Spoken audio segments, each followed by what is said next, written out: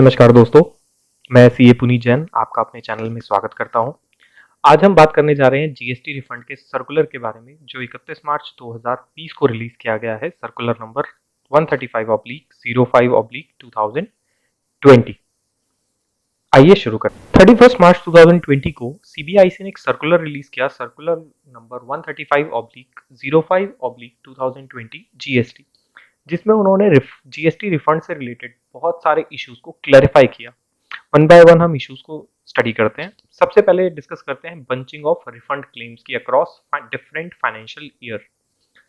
आप सब जानते हैं कि मास्टर सर्कुलर रिलीज किया गया था 18 नवंबर 2019 को, वाइड सर्कुलर नंबर 125/44/2019 जीएसटी, जिसमें ये कहा गया था कि period for which refund claim has been filed can not spread across different financial year, meaning thereby कि आपका अगर फाइनेंशियल ईयर है 18-19, अगर मैं बात करूं तो आपका रिफंड अप्रैल 2018 से स्टार्ट होकर मार्च 2019 पर तक ही स्प्रेड कर सकता है, ना तो वो अप्रैल 18 से पहले के पीरियड को उस रिफंड पीरियड में इंक्लूड कर सकता है, ना मार्च 19 के बाद के पीरियड को इंक्लूड कर सकता है।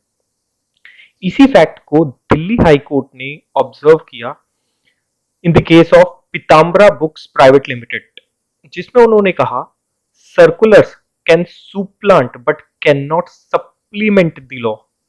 Circulars might mitigate vigors of law by granting administrative reliefs beyond relevant provisions of the statute.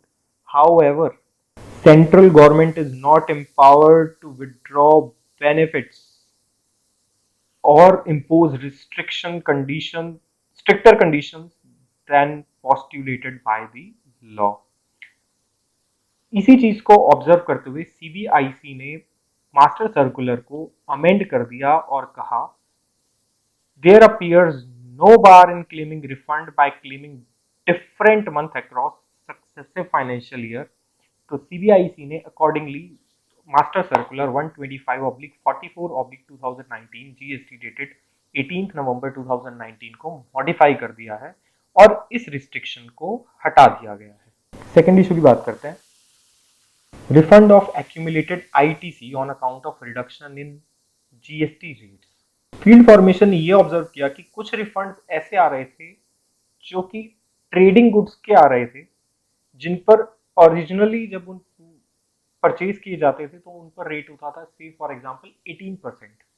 Subsequently उन्हीं आइटम्स पर आगे चलकर रेट रिड्यूस कर दिया गया से फॉर एग्जांपल 12%, जिसकी वजह से रजिस्टर्ड टैक्स पेयर का एक्यूमुलेटेड आईटीसी इकट्ठा होने लग गया, आईटीसी एक्यूमुलेशन स्टार्ट हो गया। तो टैक्स पेयर्स ने क्या किया, इस एक्यूमुलेटेड आईटीसी का इन्वर्टेड ड्यूटी स्ट्रक्चर के अंदर रिफंड फाइल करना स्टार्ट कर दिया।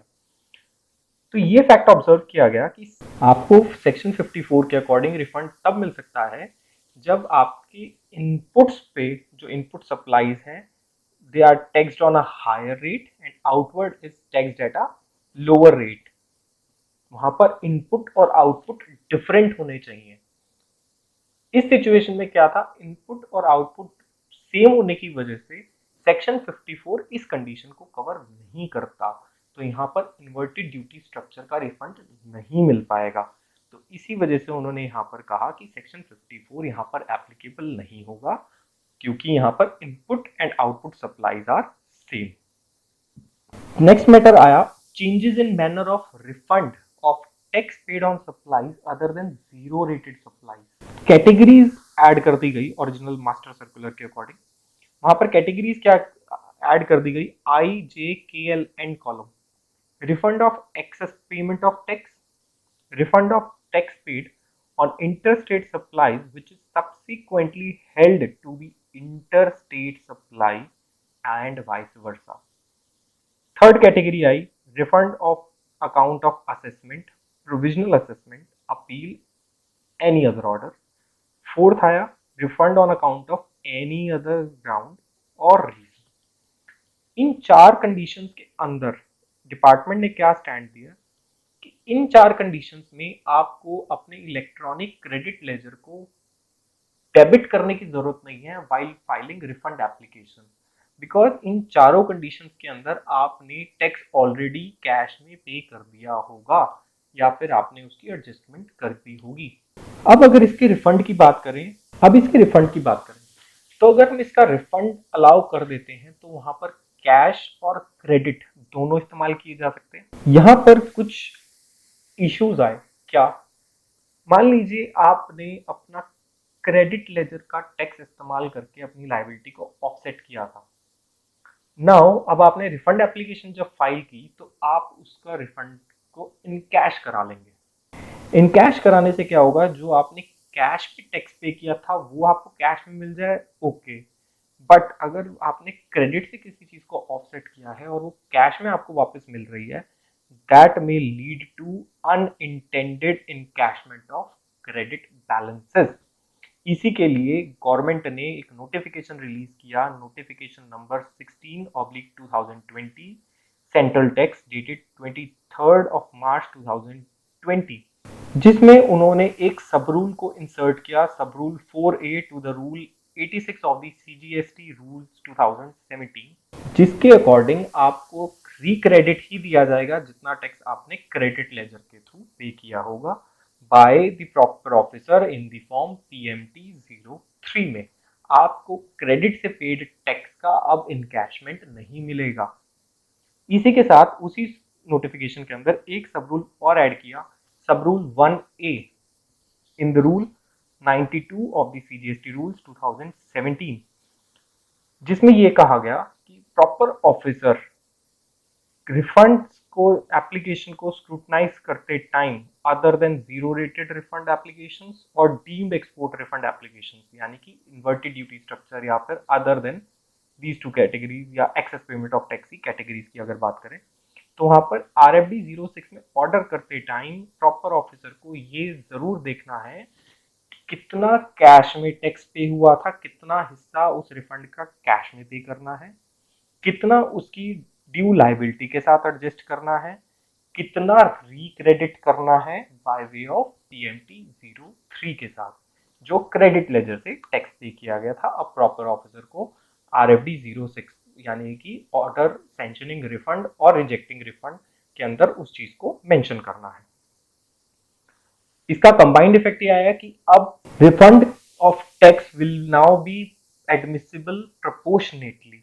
नेक्स्ट इशू की बात करते हैं, guidelines for refund of input tax credit under section 54 subsection 3। Field formation इस मैटर को एग्जामिन किया और ये डिसाइड किया कि रिफंड सिर्फ उस एक्यूमुलेटेड ITC का दिया जाएगा जो कि ITC आपके GSTR 2A के अंदर अपीयर हो रहा होगा, जिसकी GSTR 1 आपके सप्लायर ने फाइल की होगी। मतलब यानी कि जो ITC मेरी GSTR 2A के अंदर अपीयर हो रहा होगा, मुझे सिर्फ ITC उतने ही पार्ट का मिलेगा, उससे ज्यादा मुझे ITC नहीं मिल सकता, उससे ज्यादा का रिफंड मुझे नहीं मिल सकता। इसी टर्म्स को कंसिडर करते हुए मास्टर सर्कुलर का पैरा नंबर 36 मॉडिफाई माना जाएगा टू। एक और मेजर चेंज जो मास्टर सर्कुलर के अंदर किया गया वो क्या है, हमारे परचेज के लिए एक एनेक्सचर B फाइल होता था जिसमें हम सभी परचेज इनवॉइसेस की या सभी ITC इनवॉइसेस की हम डिटेल मेंशन कर कर देते थे। अब वहां पर एक नया कॉलम इंसर्ट किया गया है जो कि मांगता है HSN या SCC कोड्स को, ताकि इनपुट सर्विसेज और कैपिटल गुड्स की डिमार्केशन की जा सके। बिकॉज बहुत सारे केसेस के अंदर इनपुट सर्विसेज और कैपिटल गुड्स का रिफंड नहीं मिलता, कुछ केसेस के अंदर कैपिटल गुड्स का रिफंड नहीं मिलता, डिपेंड करता है रिफंड टू रिफंड। तो फील्ड फॉर्मेशन को इस चीज को आइडेंटिफाई करने में प्रॉब्लम होती थी कि 2A के अंदर क्योंकि HSN कोड नहीं आता तो वो क्लासिफिकेशन नहीं कर पाते थे। तो अब एनेक्सचर B को मॉडिफाई कर दिया गया है और उसके अंदर एक नया कॉलम ऐड कर दिया गया है विच रिक्वायर्स HSN और SAC कोड्स। अब प्रॉब्लमेटिक काम ये है कि जो छोटे सप्लायर्स हैं 1.5 करोड़ से नीचे जिनका टर्नओवर है, they are not required to mention HSN और SAC codes in their tax invoices। जो supplier HSN SAC code mention करने के लिए मैंडेटेड नहीं है, उन केसेस में क्या करें, तो सर्कुलर में उसके बारे में क्लैरिटी दी गई कि जो सप्लायर्स मैंडेटेड नहीं है HSN और SAC कोड मेंशन करने के लिए इनवॉइस पर, एप्लीकेंट उनके HSN SAC को स्किप कर सकता है इन इट्स एनेक्सर बी। नया जो फॉर्मेट है वो दिखा देता हूं मैं आपको। एनेक्सर बी का जो नया फॉर्मेट है वो है ये, इसमें कि HSN और SAC का नया कोड ऐड कर दिया गया है। इसी के साथ अगर इन्फॉर्मेशन पसंद आई हो तो चैनल को लाइक, शेयर और सब्सक्राइब करना ना भूलें।